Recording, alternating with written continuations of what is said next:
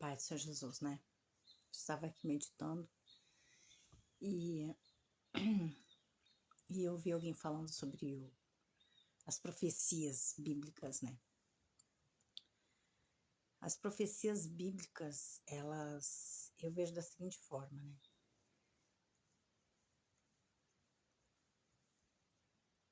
É como,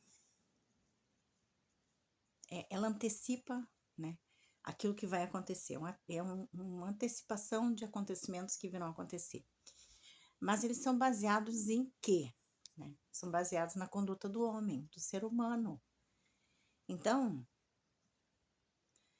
tudo que foi profetizado, né, para os profetas, né, tudo que foi profetizado na Bíblia foi em decorrência da perspectiva do caminhar da humanidade. Então,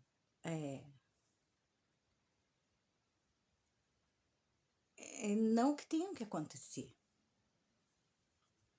porque muda a perspectiva, né?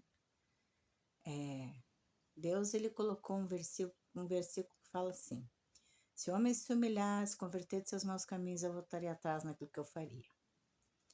Mas olha só, se o homem se humilhar, se converter de seu mau caminho, né? E hoje, quantos não querem se humilhar e quantos não querem se converter de seu mau caminho, né?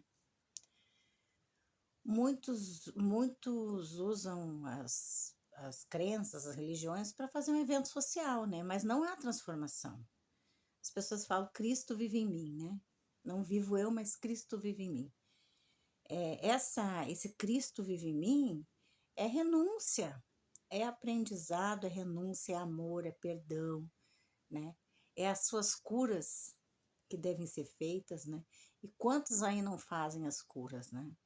Às vezes estão ligados a associações que não lhe permitem nem ser verdadeiros consigo mesmo. Ou estão em associações que, quando tem que exercer uma atividade pública, né?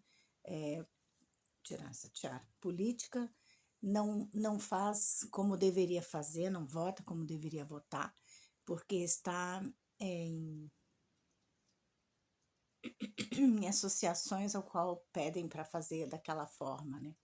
Então, quer dizer, você está dentro de um molde, dentro de uma caixa onde você não tem como se movimentar, como ser você mesmo.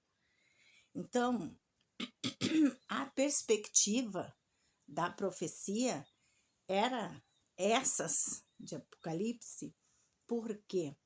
Porque eu já vi a perspectiva da dureza do coração do homem, né? O homem não se humilha, não se converte, né? Ele se exalta, em vez de usar de misericórdia, de justiça, né? De fidelidade, não. Ele julga, ele divide, condena, subjuga. Então, nesse caminhar, né?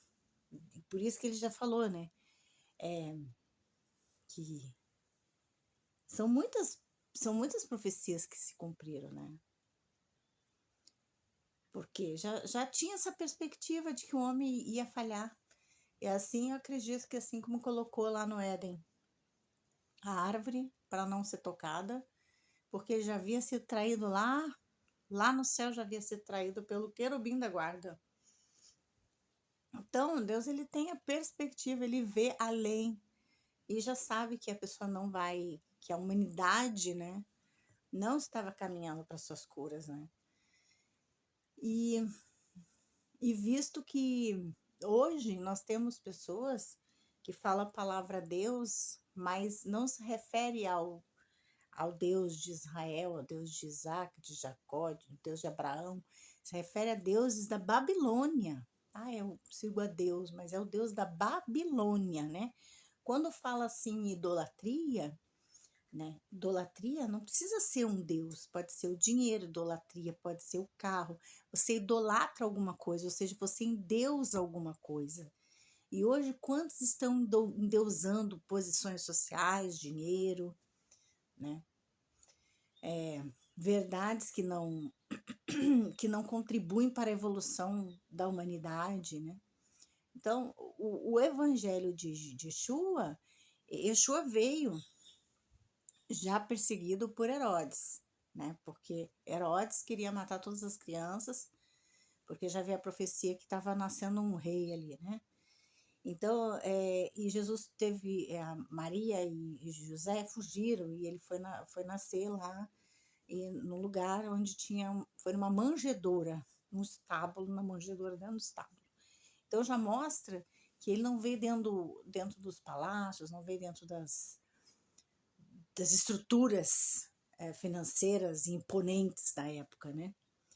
Então, veio no meio da simplicidade, né?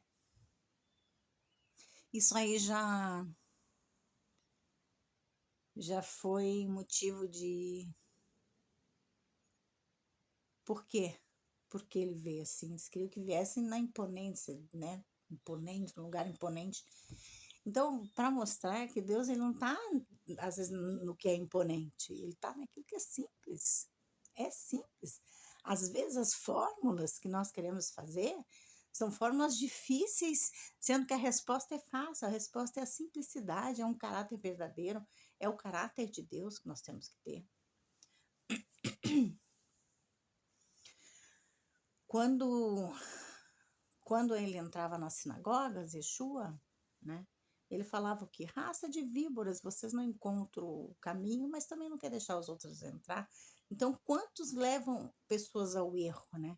Porque o inimigo das almas, ele não satisfeito, a intuição dele é destruir a criação de Deus, né? Manipular, destruir, distorcer a criação do eterno. Então, ele atua onde? Na mente. Ele atua na mente. Ele atua na música, ele atua em diversas localidades. A quem lhe der lugar, né, para ele trabalhar, ele vai trabalhar para fazer as suas artimanhas, né? E quando teve uma época que Jesus entrou no lugar, entrou sobre um burro, que andava em burro, acho que eram os governantes, né, que tinham autoridade, e colocaram os ramos sacudindo assim para exaltar Jesus, né, Yeshua, porque na verdade eles acreditavam que esse rei, o Yeshua, veio para livrar eles dos romanos, mas ele não veio para isso. Ele veio para instituir um reino, o reino do Deus Todo-Poderoso. Um reino de amor, compassivo, misericórdia, né? Um reino que trabalha, porque Deus ele trabalha no nosso caráter, ele respeita a sua personalidade e ele forja o seu caráter, né? E hoje muitos não se deixam forjar caráter. Quer ter o caráter duvidoso, faz uma coisa aqui e a outra, sabe? Coisas que ambíguas, né? E não tem aquela conduta segundo o coração de Deus. Mas eu ainda creio. E na outra semana ele entrou de novo na mesma cidade, desta vez, sabe como? Para escolherem entre Yeshua e Barrabás, como condenado. Olha só. E o que fizeram? Condenar Yeshua, mesmo sabendo de todos os feitos que ele tinha feito. Mas isso era um propósito já